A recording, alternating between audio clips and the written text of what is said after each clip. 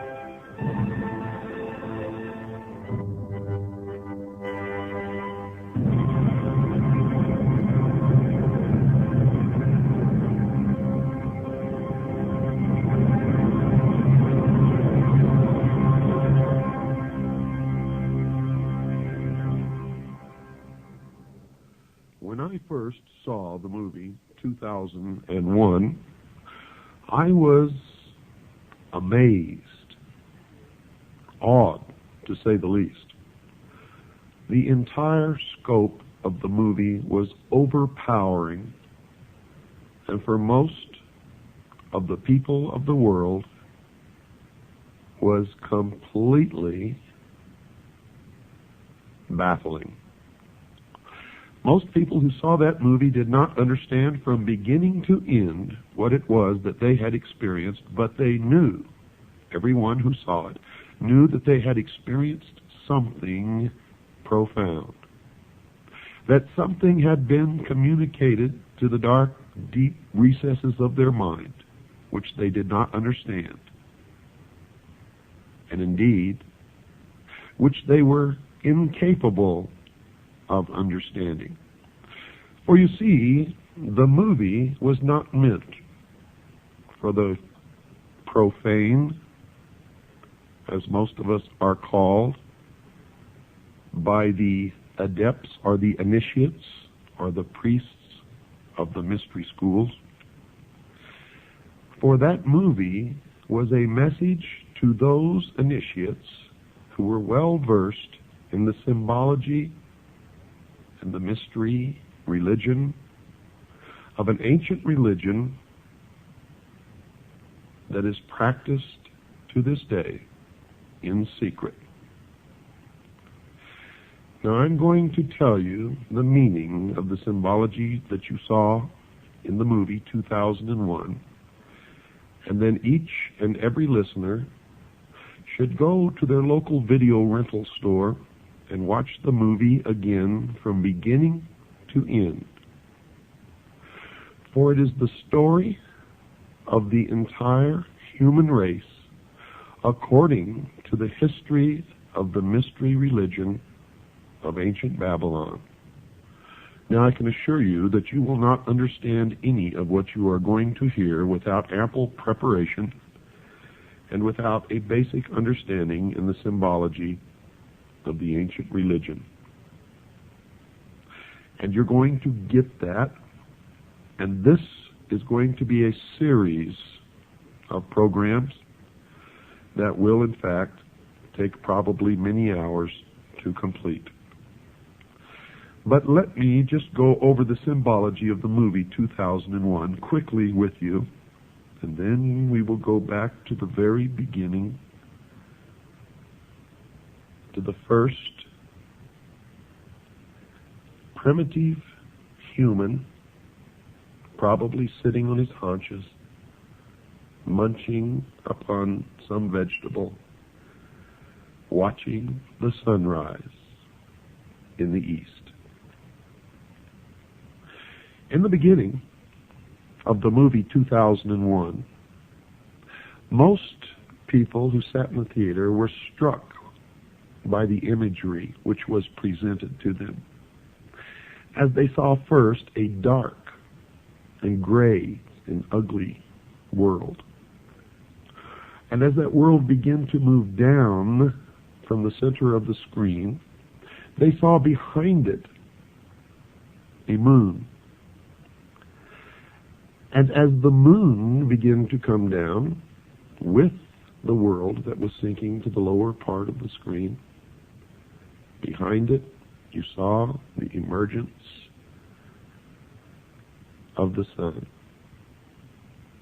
What you were witnessing was an eclipse of the sun, partial eclipse.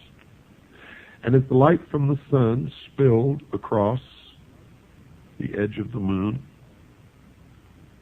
it took the shape of the boat of Isis. And the sun, of course, for anyone who has studied the Osirian cycle, became Osiris. And the symbology was Osiris riding across the heavens upon the boat of Isis. Now this will all have much deeper meaning to you as we progress toward your education in the ancient mystery schools, which are today known by many different names, and we will get to some of those names as we go along. This signified, of course, the creation of the universe and of the world. And what we saw next was a barren plain, nothing growing, barren rocks, barren desert. And then we saw the sun begin to rise in the east over the horizon, signifying the birth of the world. As the sun traveled across the heavens, you saw the wind begin to move across the face of the earth, signifying that something was happening. Then as the sun began to reach its zenith on a prime longitude, we began to see shrubs, small green plants began to emerge. Now the sun traveling across the heavens did not, of course, signify a day. It signified an age, dear listeners. As the sun sank deeper into the afternoon, we saw the emergence of animal life, birds. We could hear the birds singing, and we could see the animals. And then we could see primitive man in the form of an ape mingling amongst the animals, neither harming the other, living in a state of innocence. And you saw man only eating plants and roots. And you saw that even when the animals and man were in competition for food, no one was injured or hurt, but there was a display of waving of arms and yelling and grunting until one or the other moved away. The significance of this was the age of innocence, when man lived in the Garden of Eden, innocent. With the animals, it was a vegetarian. And as the sun progressed farther toward the west, we saw man begin to retreat into the womb. For you see, the passage of the sun across the sky, from the time that it rose in the east, signifying the birth of the world, we saw that as it reached its zenith, its most powerful aspect in the heavens, life began to emerge, first in the form of plants and then animal life, and that the animals and early man lived in harmony together in a state of innocence. This was the symbology of the movie. During this process, you saw a rock formation in the shape of the male organ, the penis. This was the symbol of the mystery schools of the generative force of creation. When you watch the movie again, pay attention to the symbology of the movie.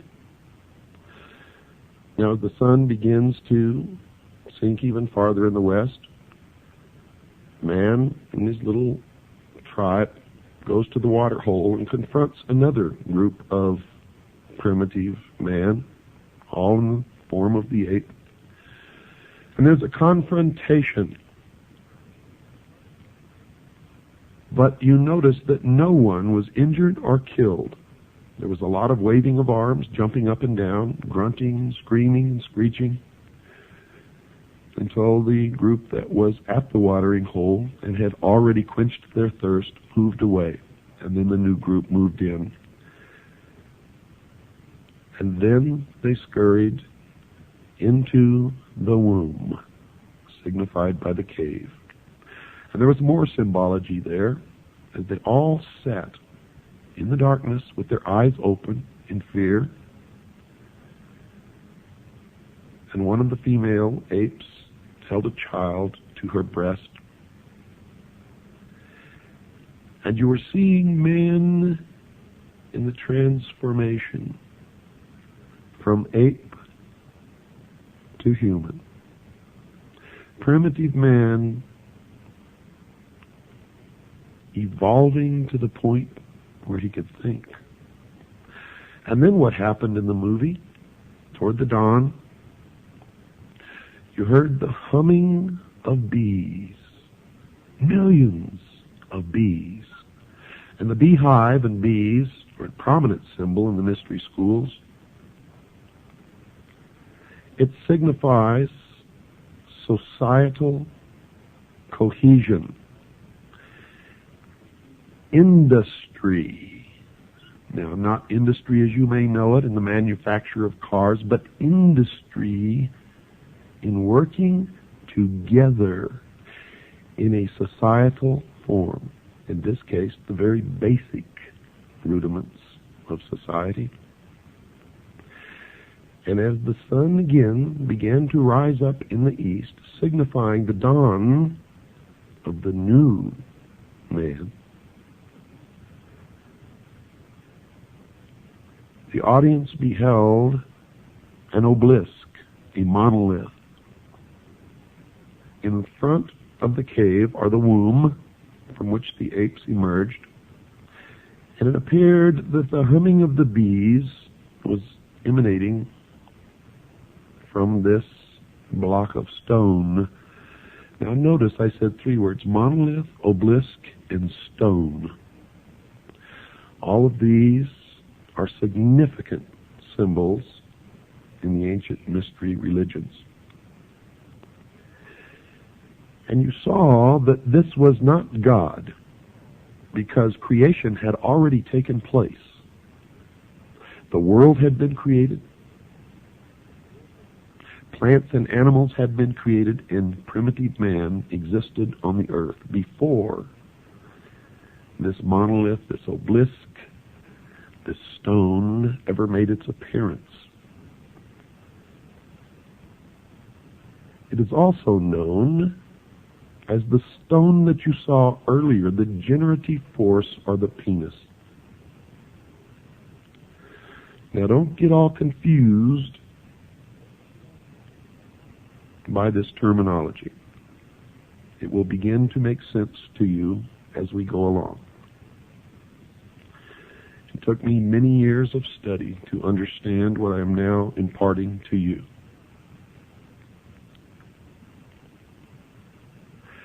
You watched as the apes milled about in great excitement. and one encouraged by another, signifying Adam and Eve. The one encouraging was the symbol of Eve. The one being encouraged was Adam. Until he actually reached out and touched the face of the stone, and he was imparted intellect. You could tell that something significant had happened because the tone and the general volume of the music changed at that point. And then the other apes began to touch and rub the statue. Now, most people that I knew attributed what happened to some extraterrestrial force. And they were receiving the exoteric interpretation, or that which is meant for the profane, those who are not illumined and cannot understand what it is they are seeing. But for the initiated, what they witnessed was the creation of the world by God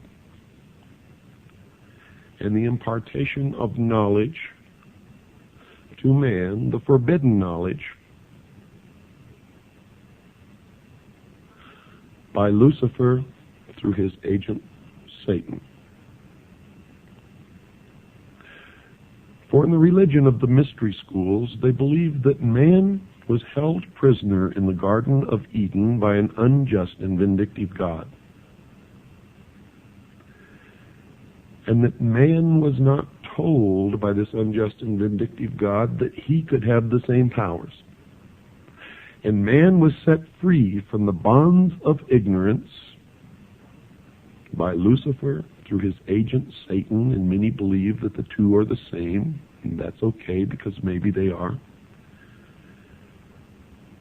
And that through the gift of intellect, man himself will become God.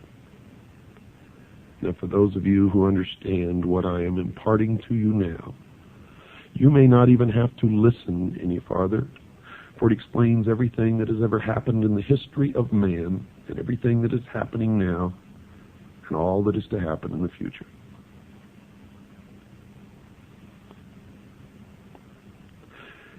As it progressed, you saw the first primitive man form the first original thought with the use of the gift of intellect when he squatted in the dust and picked up a bone and flopped the bone over and saw it hit a rib, and the rib flew up into the air, and he looked at it, and he flopped it over to the other side and hit another piece of rib bone, and it flew up into the air. And you could see the wheels turning in the mind of this primitive individual as he lifted the thigh bone and then struck down in front of him and watched bones fly. And then he struck again and again, and then he crushed the skull of the dead animal that was lying in front of him. And you notice that the portrayal of this was absolutely accurate, because the next thing that happened was that this new gift, this intellect, and this original thought led to the murder of another primitive human being. In this case, of the tribe that had not been given the gift of intellect, did not have the ability to use a bone as a weapon because they had not made the connection. And you watched in the symbology of that movie the murder of Abel by his brother Cain. And you watched as he threw the bone up into the air, and the progression of the use of the gift of intellect led you to a space station spinning around the Earth. And then the story began of man's journey toward illumination. And everything in that movie was a symbol for something else. Now, the audience sitting, who are what the adepts or the initiates call profane, did not understand what they saw. They thought that it was really about a journey into space by an astronaut or a group of astronauts, and the bad things that happened to some of them, and one survived. And none of them understood the significance of the obelisks, the monoliths, one on the moon, one in orbit around Jupiter, and the ultimate transformation of the astronaut into a giant fetus floating in space.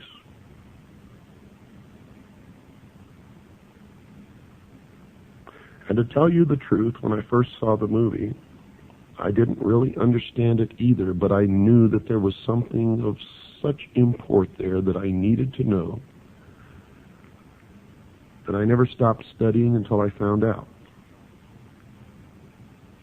And of course, one discovery leads to another.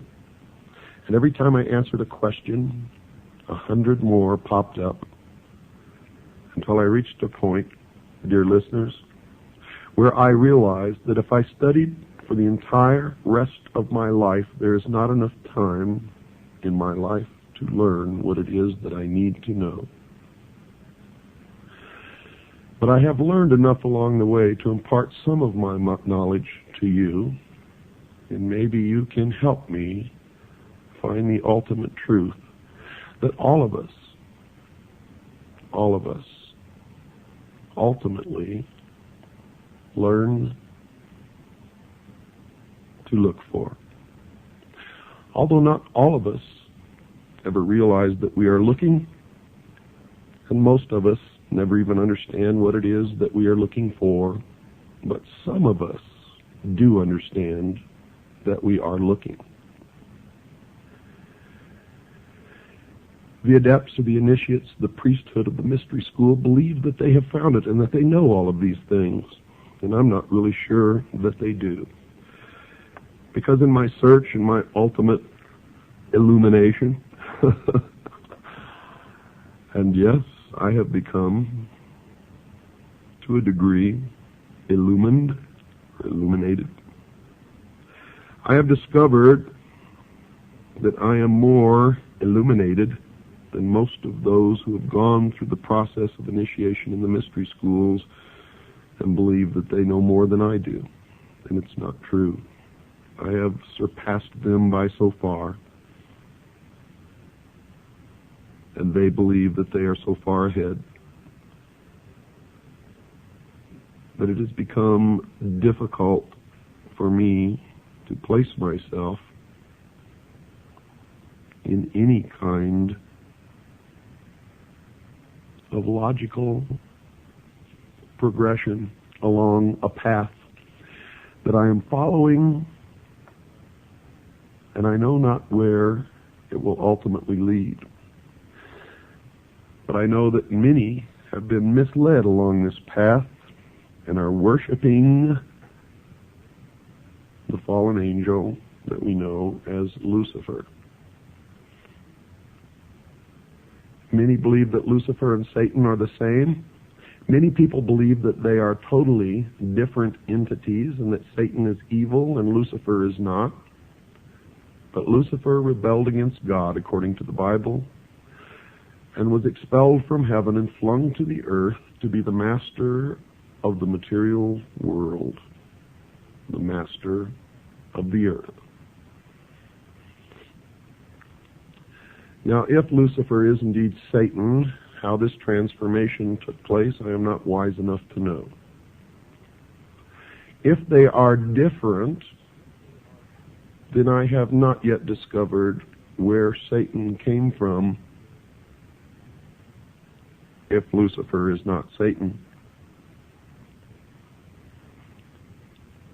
Now, there are people who have professed to know the answers to these questions and have sat down and we've talked for hours.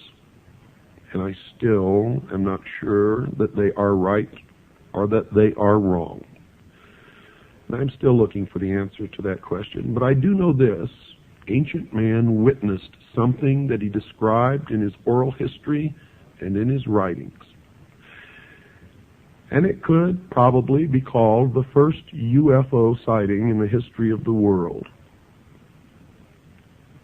How art thou fallen from heaven, O Lucifer, son of the morning star? Now notice, Lucifer was called the son of the morning star. He was also called the morning star. And there is a great mystery here, because Christ also called himself the morning star. Now, how all that fits together, I do not know, but I have been told by those who have been initiated in the mystery schools that Christ and Lucifer are one and the same being. However, I cannot bring myself to believe that.